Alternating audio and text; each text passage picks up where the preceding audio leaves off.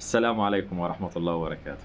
بما إن ما فيش أخبار عن الرياضة ولا كورة ولا عن النادي الأهلي ولا المباريات، والأخبار اللي شغالة حاليا السجون والمحاكمات والزنازين والنيابات، فخلينا مع الأخبار وإليكم النشرة والأخبار بالتفصيل.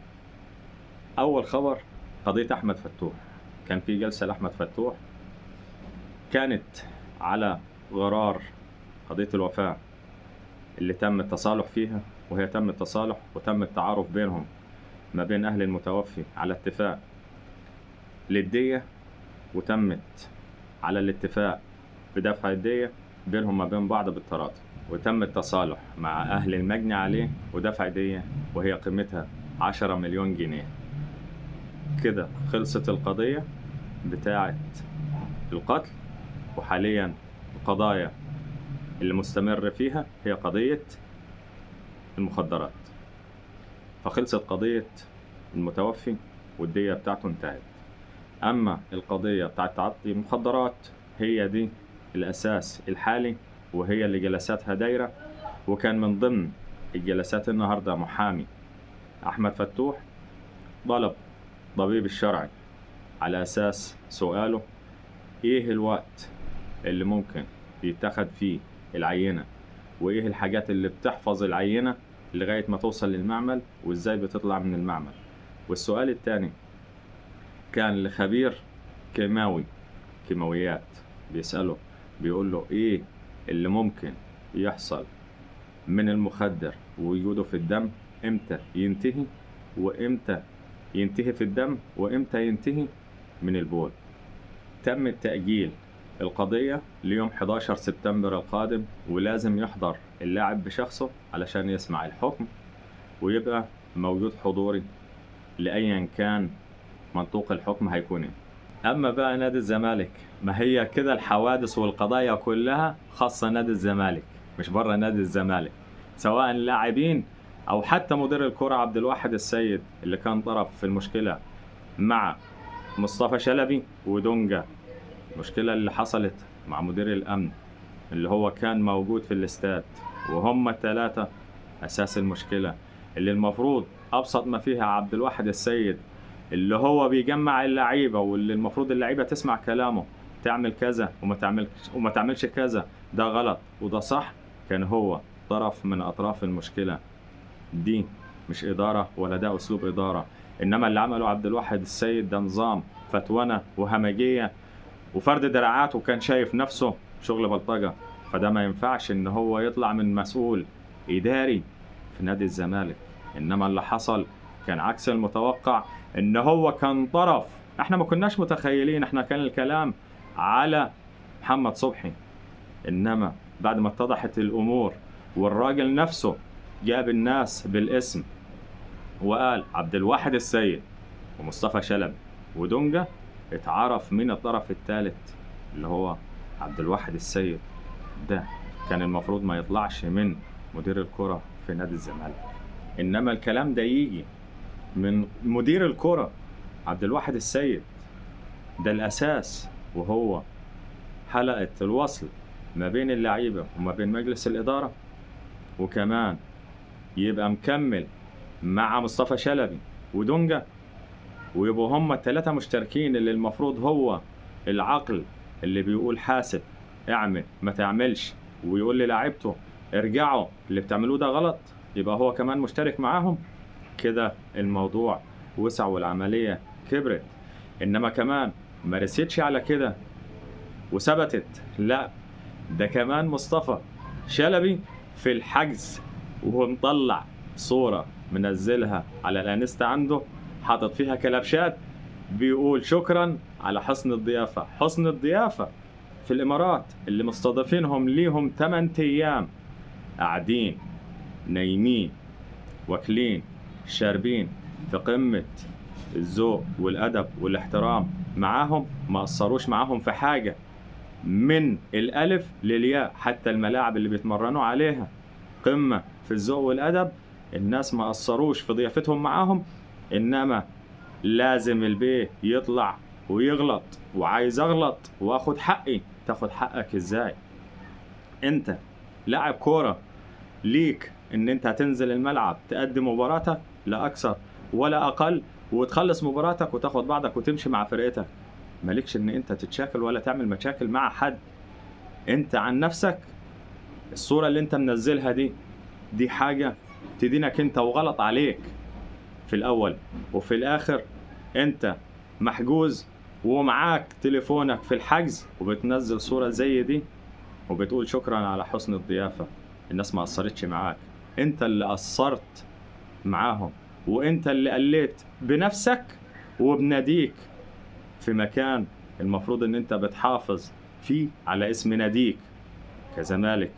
وزي ما بيقول رئيسه ان هو اكبر قلعة رياضية في مصر، انت لا حافظت عليه ولا حافظت على اسمك كلاعب في نادي الزمالك.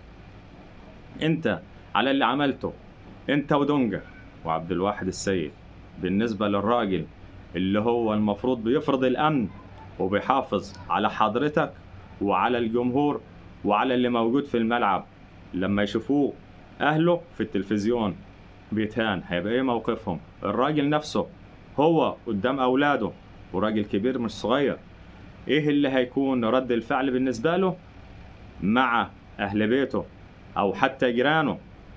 انتوا متخيلين انتوا عملتوا ايه؟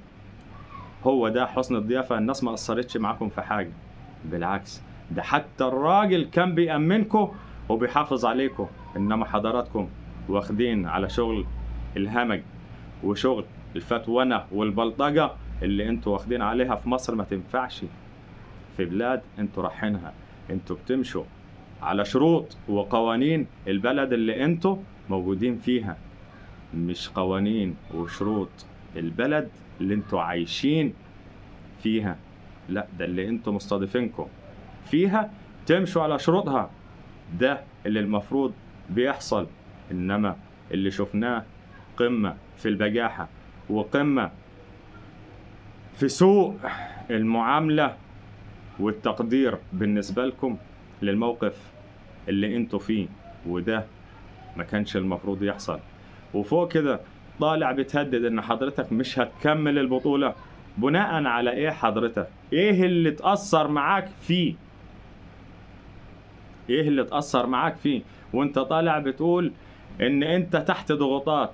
ايه الضغوطات اللي حضرتك تحتها؟ انت اللي عملت الضغوطات دي لنفسك، وحضرتك اللي انت وصلت نفسك للمرحلة دي بنفسك مش حد تاني، انت ولاعبتك.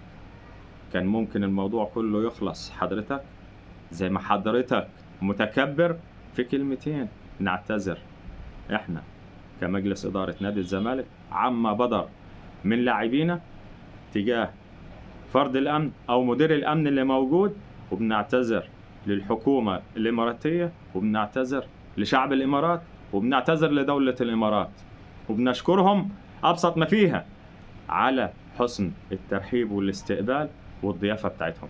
ده اللي كان المفروض يحصل. إنما ليه؟ لا حضراتكم ما ينفعش، خليكم متكبرين. كلمتين مختصرين، إنما حضراتكم التكبر بتاعكم فيكم وماليكم، واللي انتوا عايشين فيه خليكم فيه. آخر كلام في القضية دي كانت تنتهي في كلمتين بساط وقالهم مدحت شلبي بس: إنما الكبرياء والعجرفة بتاعت نادي الزمالك أكبر قلعة رياضية في مصر، أكبر قلعة رياضية في مصر، لا ما تسمح لهمش إن هم يعتذروا لرئيس نادي ولا مجلس إدارة. قال الكلام ده مدحت شلبي. اجتماع عاجل الآن بين الكابتن حسين لبيب رئيس مجلس إدارة نادي الزمالك والدكتور حسام المندوق أمين الصندوق ورئيس البعثة لبحث الاعتذار عن عدم استكمال بطولة السوبر المصري والعودة إلى القاهرة في أقرب وقت بسبب الأجواء غير المناسبة والضغوط غير المحتملة التي تتعرض لها البعثة، حيث يتواجد رئيس المجلس ورئيس البعثة في قسم الشرطة منذ الصباح الباكر بسبب قرار المسؤولين باحتجاز اللاعبين وإصرار الإدارة على عدم التخلي عنهم. الحقيقة يعني هذا او هذه التويته، يعني ضغوط ايه اللي تعرض الزمالك ليها؟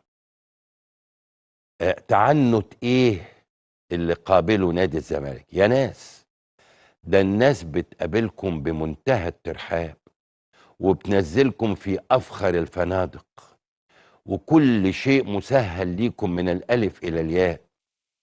انتوا عايزين كمان تضربوا الناس في عقر دارهم ويقولوا لكم متشكرين يا جماعه؟ انا مش فاهم. يعني حتى العباره والكلمات الحقيقه منتهى عدم التوفيق. محدش يزعل، منتهى كنت اتصور ان بدل ما ينزل الكلام ده ينزل كلام تاني مختلف خالص. ينزل يتقدم مجلس الإدارة باعتذار رسمي إلى السيد فلان الفلاني وإلى الأمن الإماراتي ولكل من شاهد هذه الواقعة المؤسفة من جانبنا، ونعد بألا تتكرر هذه الأمور مرة أخرى، ونطلب منكم يعني بما يعني إنه خلاص الموضوع ينتهي كده. المعنى ده المعنى. لكن أنت بتكتب لي تعنت، بتكتب لي ضغط. اي تعنت يا اخي واي ضغط؟ انتوا بتكتبوا ازاي وبتعبروا ازاي وبتمثلوا مصر ازاي؟ وهو الكلام ده اللي كان المفروض يحصل، إنما كبرياء وعجرفة على الفاضي بالنسبة لرئيس النادي ومجلس إدارة نادي الزمالك. ده اللي وصله للمرحلة اللي هو فيها حاليا، وده اللي هيخلينا نستنى نشوف اليومين اللي جايين هيكون القرارات فيهم ايه وايه اللي هيحصل، سواء اذا كان في الحكم او ان البطولة هتستكمل ازاي. السلام عليكم.